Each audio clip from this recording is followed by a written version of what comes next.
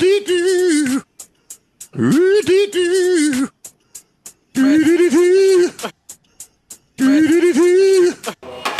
good. Alright, my name is Abani Varner Williams, and I am here with Sharifa Wip, who works in the SMDP office, and we're going to interview her today and eat some of these delicious yet very spicy wings. So, hello Sharifa. Hello, Abani. Well, I'm just going to start off with like a question, and we can, I guess, start off eating the wings as well. But we ain't prayed. Oh, I'm sorry. God first. Hello, in my life, and hopefully in yours. Do you want to pray? No, girl, we can just... Oh, we just going to... Okay, I'm used to holding hands. All right. You going to pray? I'm not going to... You going to pray? I'm done. Oh, we doing silent prayers. I thought it was a group. Okay. Amen. Okay. Okay, so the first question would be, explain your job and your position that you have here at UAB. Okay. So my job is to kick it. Just kidding. No, I advise 2 mentoring initiatives, B-Men and International Mentors, and then I also advise a programming board, Black Student Awareness Committee. So each of them have different goals, but my goal is to help develop student leaders to be able to meet those goals. So that's the long and short of what I do in SMDP. And then I know, I'm aware that you How much also is this attend. You can eat as much as you want. Oh, okay. I'm just doing as I was instructed Okay. to, you know, keep it flowing. Okay. My bad. You can enjoy it. ahead. They're meant to enjoy. You actually attended UAB. Oh, good. So could you tell us a little bit about that and your experience as a student here at UAB before becoming an employee? So I transferred to UAB and was a non-traditional student. So my idea when I got to UAB is like, I'm not gonna get involved, I'm just gonna hurry up, graduate and be done and move on with my career. So I came to UAB to study African American Studies, and UAB had the only degree, 4-year degree program in the state. And then also communications. I wanted to be a journalist, I wanted to be a reporter. So, you know, Birmingham is a top 40 market.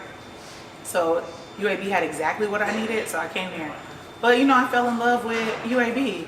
I got involved in different programming boards, and then I actually left and worked in television for a couple of years, and then kind of low-key got recruited to come back to UAB, and then things didn't work out on TV, and I fell in love with student affairs, and I've been here ever since. Okay. So as we dig into the second one, Okay. I'm gonna ask. So this, you know, word on the street is it took you about 10 years to graduate undergrad. Yep. And what would be I would say for people maybe like that are attending undergrad, that are in undergrad here now, or even maybe masters, would you recommend like taking your time with getting your degree, or trying to stay on that 4-year track? Or how did it work for you taking that much amount of time to, you know, finish? So at first I didn't know what I wanted to do, and I wasn't disciplined enough to be in college.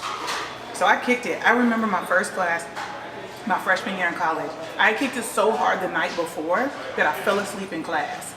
I just wasn't disciplined enough, and then also I didn't know what I wanted to study, so I was just kind of all over the place. So I took a year off to kind of figure out what I wanted to do, and then I transferred to another school and was hanging out and not getting my work done. And so it took a while. I'm not ashamed of the process. I hate that it took 10 years. I wish that I had developed better mentors and had really taken time to figure out what I enjoyed doing instead of what everybody else wanted me to do.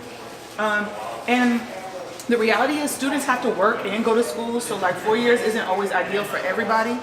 So I enjoyed college. I had a phenomenal collegiate experience. It didn't have to be 10 years long, but I had a phenomenal experience, and I wouldn't trade it for anything, but I do wish that I had been more disciplined. So to move it forward, what would you say would be the favorite part or the most rewarding parts about working in the SMDP office? Oh my gosh, seeing the students graduate, or like seeing them in their professional lives and using like maybe one tool that they learned in our office. Or when I see someone advocating for somebody else, or being like, you know, you use this word and it isn't really a good idea and this is why. Like those are the moments that you're like, yeah, what I do makes sense. It's like what I should be doing. Okay. Also, as a Blazer, what would you say from even undergrad to now? What was your favorite moment? Okay, well, during homecoming one year, I had the opportunity to walk in the parade with international mentors, and we all wore our traditional attire. And that was a really awesome moment to be able to share that with our international students and to be able to bring a little bit of home here to UAB and to see the excitement on people's faces, to see how many cultures are represented here. So that's probably one of the highlights. I mean, there's a lot of different things about UAB that I like that make UAB kind of cool. Of course, I love athletics. I'm always proud when our students do really well with their programming. So planning of the step shows or planning of International Bazaar or the International Welcome Party or when B-Men has their incoming ceremony and they pin the freshmen. Those are all really proud moments for me. But I mean, it's too many moments to narrow down. It just depends on what aspect of UAB we talking about. Okay, let's get into this. Yeah. What is this? I'm a little hungry. I didn't get to eat breakfast this morning. Me either, so this is my So I was waiting on this chicken. Okay. Okay. This one didn't have that much sauce on it. This one actually tastes good. This one, like, it's not spicy. It's not bad. Don't eat this on no date. Okay. Look, I go wherever I want to go. Yeah, I'm not messing up. It'll be all up underneath the If you nails. can't accept me and how I eat my chicken wing, you don't need to be with me. Nobody said you wasn't gonna be accepted. You're just gonna be wearing your food. That's why you have a good arm to the table. Oh, so there's a science to this. Yes, you can't just be all in the table. Like, you have to keep it like Oh, poised. my bad. Okay. Also, everyone who knows you, and if they don't know you, they can look at you just from the waist up and see this blazer, knows that you're into fashion and clothes and style. Oh, okay. And what would you say? How would you say that you began to like find that love for being, in fashion and a fashionista, as people call it? I don't know. When I started being able to buy my own clothes, I started wearing what I liked. And also, for me, the older I got, the less I cared about whether people liked what I was wearing. So, I don't know, I just wear what I like. Like, if I go in the store and I'm like, ooh, I like that, I get it. And I'm always thinking of ways to like mix and match stuff so that I can marry my clothes that I wear in my everyday life to my work clothes. And also, I feel like clothes are an expression of your personality. So if you see me wearing gray, it's usually because I'm having a mellow day. But if you see me wearing something bright, it's like I'm really excited or whatever. So a few moments later. Leather pants can go with anything. I bought my first pair of leather pants a couple weeks ago. Did you get them at Fashion Nova? I got them at Rainbow. Not Rainbow. Yeah, they were like $12. $12. They were like, I was in Nashville and I got them. I was like, this is Sharifa right here. 5 minutes later. Or meet you, or for the people who don't know, you are an avid traveler. You are well traveled. Oh, thanks. So out of the places that you have traveled, what would be like your top 3, your top 5? My top 3. And why? Okay, Suriname, because that's where my family's from, and it's just an incredibly beautiful country. Like, there's not enough words to express how beautiful Suriname is. And then Ghana, because Ghana was an awesome introduction to Africa. It was just the food, the people, the atmosphere was just very warm and welcoming, and then I just loved Ghana. I enjoyed Tanzania. I climbed Mount Kilimanjaro, and so I thought that experience was incredible. Tanzania will probably be number 5. Okay, so number 3 is Peru. There's a city in Peru called Barranco that is it's like a one big art city. Like, everything is art. All the buildings, the bridges, the cars, everything is art. I really enjoyed Barranco. And Egypt. Which is where you just went. I just went to Egypt. Egypt was cool. Egypt was like a different type of vacation though, because while we were on vacation, it still felt like history class because there's just so much to learn. And also that's another thing about travel. Whatever you read in your books is what you read in your books, but then you go to these places and you're like, this is what I've read, and this doesn't match up with what I read. But you really start learning history from the people who have lived the experience, and so yeah, Egypt was incredible. When you travel, you learn more about yourself and have a better understanding about the world. So I always come back with this real deep, like, I'm going to be a better person to affect change and this, that, and the third, because you start seeing how the little things you do could like affect what's going on somewhere else. Like, yeah, travel is super duper important to me, and I do my best shopping when there's a passport in hand. Well, moving on to, what is this, 4? This is 4. I don't know. No, this one's alright. It's good. But it tastes like ketchup to me. Abani, we gotta take you on a trip. Yes. Well, you know, I got an offer to go to Senegal. Africa is incredible. Ghana is amazing, but my future husband is from the Congo.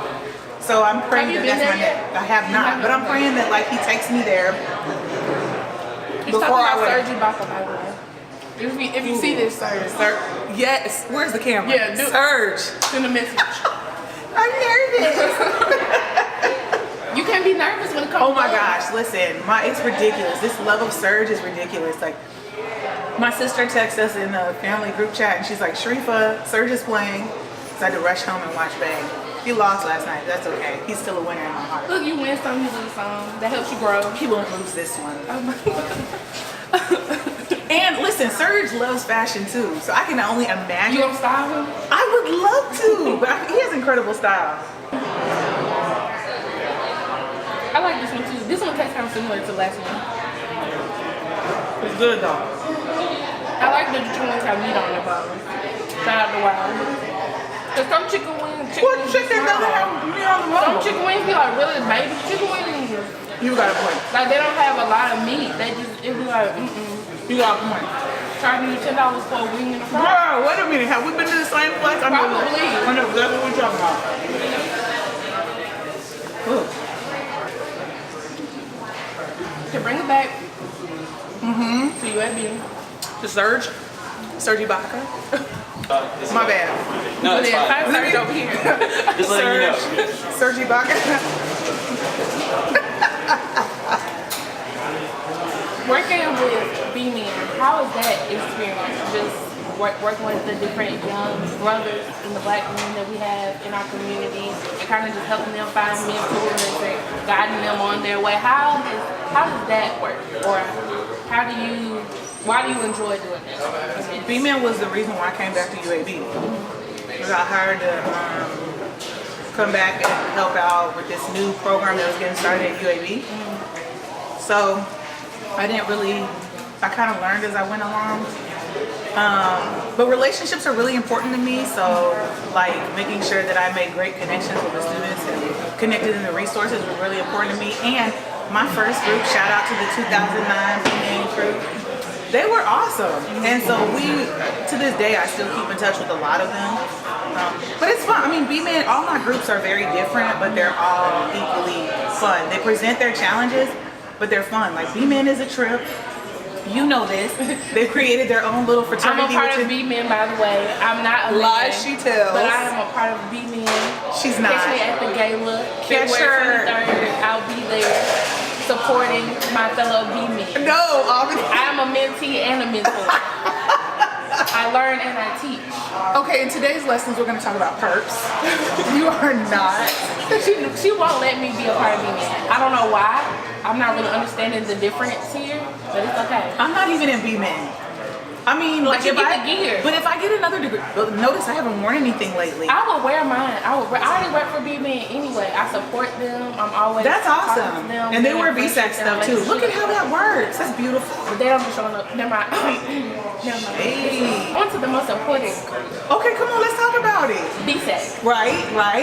What inspired you to start being an advisor of BSAC? Because I know originally, like you said, you came to do B-Men, and then what kind of inspired you to continue on? But you know, I was BSAC advisor before. Okay. I've been their interim advisor before, but I was also on the executive board as an undergraduate. So it seemed like a natural transition. And when our office was created, the position that I assumed was to advise these three groups. So when SMDP didn't always exist. And so when the office was built, you know, certain programs went this way and certain programs went that way, and BSAC came with us. And then I just got to be fortunate enough to advise a group that was very instrumental in my collegiate experience. It's part of it's very much connected to the leadership development that I got was through my experience with BSAC. Okay. And then also your work with international mentors, how has that shaped you or helped you grow or even help building these relationships with these international students, and how does that like affect you? So it's a little bit different with IM because I don't get to connect with the actual mentees as much as I do with like BMed mentees because I don't do programming for them. They're not all incoming first year students. They're new to UAB, but they're not, some of them are graduate students, but I get to work with the mentors. And I also have an intern, Joanne Fong. Shout out to Joanne because I couldn't do without you, boo. But Joanne is super helpful, and she was actually a mentor at one point. So I was her advisor, and then now she has become the awesome intern. And those are proud moments when you see a former student coming and doing this work because they're really in love with it, invested in it, and they do it phenomenally well. Like those are proud moments. Yeah, but I like IM, and I think when I think about IM, I think about my parents as collegiate students. What would they have needed? What were they thinking? What were their hopes? What were their fears? What were some of the challenges that they faced? And how could I make sure that that doesn't happen for the next year? Now that we ate the last meal, the heat starting to set in, what are some last and final words that you would like to leave Blazin Bites with?